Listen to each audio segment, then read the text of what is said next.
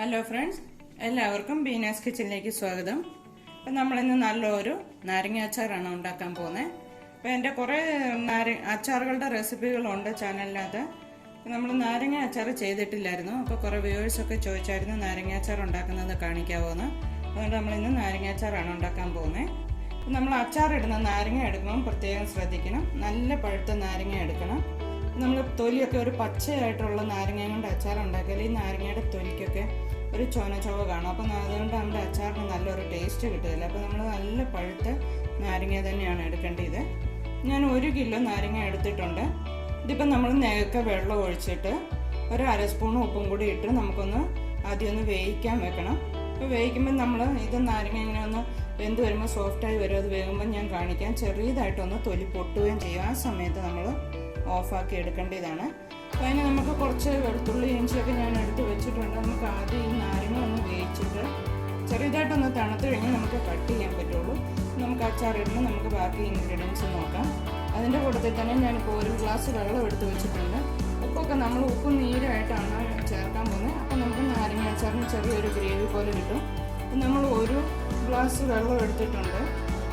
ഇതിനകത്തൊരു 2 സ്പൂണ് മതിയാകും. 2 സ്പൂണ് ഉപ്പ് ഇട്ടിട്ട് നമ്മളൊന്ന് ഇത് തിളപ്പിച്ചൊന്ന് ആറിക്കാൻ വെക്കണം.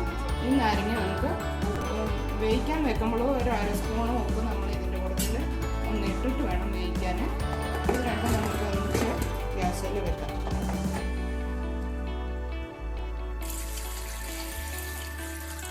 നാരങ്ങ മുങ്ങിക്കിടക്കുന്നിടത്തോളം വെള്ളം ഒഴിക്കണം. അതിൻ്റെ കൂട്ടത്തിൽ ഒരു അര സ്പൂണ് ഉപ്പും കൂടി ഇടുവാണെങ്കിൽ ഈ ചുവയൊക്കെ ഒന്ന് വരാതിരിക്കും നാരങ്ങയ്ക്ക്. ഇത് നമുക്ക് വേവിക്കാം. ഈ ഉപ്പ് നീര് ഇത് നല്ലതുപോലെ ഒന്ന് തിളച്ച് കഴിഞ്ഞാൽ നമുക്ക് ഓഫാക്കി എടുക്കാം. അപ്പോൾ ഇത് രണ്ടും വെക്കാം.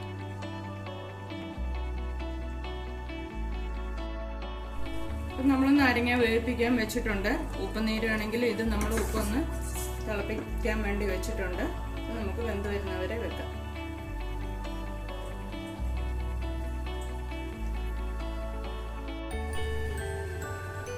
ഇപ്പം നാരങ്ങയൊക്കെ ഇത് കണ്ടോ ഒരുവിധം എല്ലാം കാണാൻ പറ്റുമോ? തിളയ്ക്കുമ്പോഴേ ഒന്ന് ചെറുതായിട്ട് തൊലിയൊക്കെ ഒന്ന് പൊട്ടി വരും. അത് കറക്റ്റായിരിക്കും. അപ്പം നമുക്ക് ഈ ഇത് കണ്ടോ ഈ പാകം മതിയാകും. അപ്പം നമുക്ക് ഓഫാക്കാം. ഈ വെള്ളം കളഞ്ഞിട്ട് ഇതൊന്ന് തണുക്കാൻ വെക്കാം. പിന്നെ നമുക്ക് 4ആയിട്ടൊന്ന് കട്ട് ചെയ്തെടുക്കണം.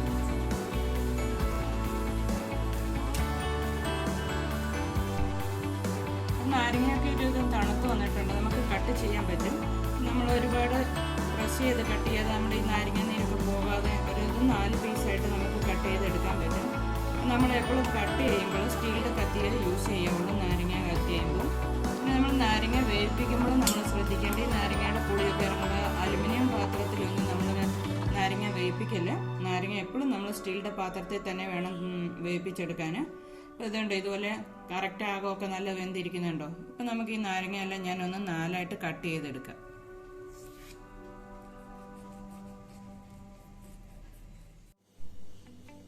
അപ്പം നാരങ്ങയെല്ലാം ഇതുപോലെ ഞാനൊന്ന് കട്ട് ചെയ്ത് വെച്ചിട്ടുണ്ട്. ഒരു 4ആയിട്ട് കട്ട് ചെയ്യണം. വലിയ പീസാണെങ്കിലും 5ആക്കിയാലും കുഴപ്പമില്ല. ഇതുപോലെ ഒരു പാത്രത്തിലോട്ട് എടുക്കുവാണെങ്കിൽ ആ നാരങ്ങ നീരൊക്കെ പോകാതിരിക്കും. അപ്പം നമ്മൾ ഇനിയിപ്പം ഞാനൊരു പാൻ വെച്ചിട്ട് ഒരു നോൺ സ്റ്റിക്ക് കടയാണ് വെച്ചിരിക്കുന്നത്. അപ്പം നമ്മളൊരു 4 സ്പൂണ് വലിയ 4 സ്പൂൺ എണ്ണ തന്നെ വേണം. അച്ചാറായതുകൊണ്ട് നമ്മൾ ഇത്തിരി എണ്ണയൊക്കെ നല്ലതുപോലെ വേണം. അല്ലെങ്കിൽ നമ്മുടെ നാരങ്ങ ഏത് അച്ചാറാണെങ്കിലും പൂത്ത് പോകും. നമുക്ക് അതിനകത്തോട്ട് ഇപ്പം ഒരു അര സ്പൂണ് കടുകിട്ട് കൊടുക്കാം. അതിൻ്റെ കൂട്ടത്തിൽ തന്നെ ഞാനൊരു അര സ്പൂണ് ഉലുവയും കൂടി ഇടുന്നുണ്ട്. ഉലുവ പൊടിച്ചിട്ട് ചേർക്കുവാണെങ്കിലും കുഴപ്പമില്ല. അപ്പം ഞാനിത് നേരെ തന്നെ ചേർക്കുവാണ്. നല്ലതുപോലെ ഒന്ന് പൊട്ടിക്കഴിയുമ്പോൾ നമ്മൾ കുറച്ചധികം തന്നെ ഞാൻ വെളുത്തുള്ളി ഇഞ്ചി നമ്മളൊരു 2 സ്പൂണ് വലിയ സ്പൂണ് വെളുത്തുള്ളിയും ഇഞ്ചിയും ഒക്കെ ഒന്ന് അരിഞ്ഞ് ചെറുതായിട്ടിങ്ങനെ നീളത്തിൽ അരിഞ്ഞാൽ മതിയാകും. ഒരു 2-3 തണ്ട് കറിവേപ്പില എടുത്ത് വെച്ചിട്ടുണ്ട്. നമുക്ക് ആ കടുക് പൊട്ടിക്കഴിയുമ്പോൾ ഇതൊന്ന് ഇട്ടൊന്ന് വഴറ്റിയെടുക്കണം.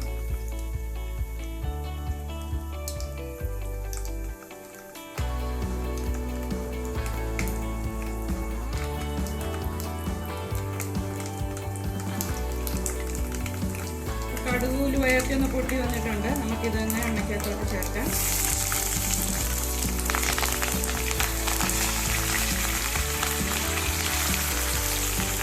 നല്ലതുപോലെ വഴഞ്ഞാൽ മതി. ഒരുപാട് ഗോൾഡൻ ബ്രൗൺ ആയി പോകണ്ട. നല്ലതുപോലെ ഒന്ന് വഴന്ന് കഴിഞ്ഞിട്ട് വേണം നമുക്ക് മുളക് പൊടിയൊക്കെ ഒന്ന് ചേർക്കാൻ.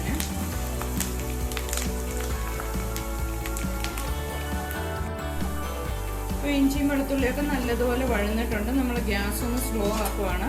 സ്ലോ ആക്കിയിട്ട് നമുക്കൊരു 3 സ്പൂണ്, ഇതിപ്പോൾ നമ്മുടെ കാശ്മീരി മുളക് പൊടിയാണ്, അതുകൊണ്ട് ഞാൻ ഒരു 3 സ്പൂണ് മുളക് പൊടി ഇടുന്നുണ്ട്. നല്ല പുളിയുള്ള നാരങ്ങയല്ല, അപ്പം നല്ലതുപോലെ ഒന്ന് എരിവൊക്കെ വേണമെങ്കിൽ നമുക്കൊരു 3 സ്പൂണ് ഇടേണ്ടി വരും. അപ്പോൾ നമുക്ക് അതിനകത്തൊരു 1/2 സ്പൂണ് മഞ്ഞൾപ്പൊടിയും കൂടിയും ചേർക്കാം. നല്ലതുപോലെ ഒന്ന് ഇളക്കി മിക്സ് ചെയ്യാം. നമുക്കൊരു 1/2 സ്പൂണ് കായവും കൂടിയും ചേർക്കാം. അച്ചാറൊക്കെ ഉണ്ടാക്കുമ്പോൾ നമ്മൾ കായം ചേർക്കണം. കായം ചേർത്തില്ലെങ്കിൽ അച്ചാറിനൊരു ടേസ്റ്റ് കാണിയല്ല. അപ്പം നമ്മൾ അച്ചാറിന് നല്ലതുപോലെ കായം ചേർക്കണം. അപ്പോൾ ഇതിനകത്ത് ഞാനൊരു ടേസ്റ്റൊക്കെ ഒന്ന് ബാലൻസ് ആവാൻ വേണ്ടി ഒരു ചെറിയ സ്പൂണിനകത്ത് നിറച്ചില്ല, പകുതി ഉള്ളൂ, ഒരു പഞ്ചസാര ചേർക്കുന്നുണ്ട്. അതിൻ്റെ കൂട്ടത്തിൽ തന്നെ നമ്മളൊരു 2 സ്പൂണ് വിനാഗിരിയും കൂടിയും ചേർക്കണം. നാരങ്ങയ്ക്ക് പുളിയുണ്ട്, പക്ഷെ നമ്മൾ വിനാഗിരി ചേർക്കുന്നത് പറഞ്ഞാൽ ഇത് അച്ചാറൊന്ന് ചള്ളായി പോകാതിരിക്കാൻ വേണ്ടിയിട്ടാണ്. ഒരു 2 സ്പൂണ് വിനാഗിരിയും കൂടി ഞാൻ ചേർത്തിട്ടുണ്ട്. നല്ലതുപോലെ എല്ലാം നല്ലത് മിക്സ് ചെയ്യാം. നാരങ്ങ ഇതിനകത്തോട്ട് ചേർക്കാം. ഇതിൻ്റെ കൂട്ടത്തിൽ നമ്മൾ ആദ്യം തന്നെ ഉപ്പ് ഇട്ടിട്ട് തിളപ്പിച്ചരച്ച്, ഉപ്പ് നീരായിട്ടാണ് ഒഴിക്കുന്നത്. 2 സ്പൂൺ ഉപ്പ് ഇട്ടിട്ട് നമ്മൾ ഒരു ഗ്ലാസ് വെള്ളം തിളപ്പിച്ചരച്ച് വെച്ചിരിക്കുന്നതാണ്. ഇതും കൂടി ചേർക്കാം.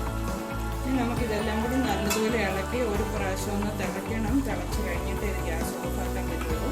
നല്ലതുപോലെ ഒന്ന് മിക്സ് ചെയ്യാം. നമ്മൾ നോൺ സ്റ്റിക്ക് ചീനച്ചട്ടിയിലാണ് ഉണ്ടാക്കിയിരിക്കുന്നത്. നമ്മൾ ഇതിനകത്ത് ഈ അച്ചാറോട്ടം വെച്ചേക്കരുത്. നമ്മൾ വേറൊരു സ്റ്റീലിൻ്റെ പാത്രത്തിലോട്ട് വല്ലതും തണുക്കാൻ വേണ്ടി ഇത് മാറ്റി വെക്കണം. പിന്നെ വേണം നമുക്ക് ഭരണിക്കകത്ത് അടച്ചിട്ട് ഫ്രിഡ്ജിൽ വെക്കാൻ. നല്ലതുപോലെ ഒന്ന് തിളച്ച് കഴിയുമ്പോൾ നമുക്കിതൊന്ന് ഓഫാക്കാം. ഇപ്പോൾ അച്ചാർ നല്ലതുപോലെ ഒന്ന് തിളച്ച് വന്നിട്ടുണ്ട്. ഇപ്പം കണക്കാണ്, നമുക്കിപ്പോൾ ഓഫാക്കാം. ഈ സമയത്ത് നമ്മൾ ഉപ്പും എരിവൊക്കെ വേണമെങ്കിൽ ഒന്ന് നോക്കണം. ആവശ്യത്തിന് കുറവോ കൂടുതൽ വേണ്ടിയവരുണ്ടെങ്കിൽ ചേർക്കണം. അപ്പം നമുക്കിനി ഇതൊരു പാത്രത്തിലോട്ട് മാറ്റി നല്ലൊരു കുപ്പിക്കകത്ത് നല്ലതുപോലെ തണുത്ത് കഴിഞ്ഞിട്ടേ അടച്ചു വെക്കാവുള്ളൂ. വളരെ നാളൊരു 3-4 മാസം വരെ ഈ അച്ചാർ കേടാകാതിരിക്കും.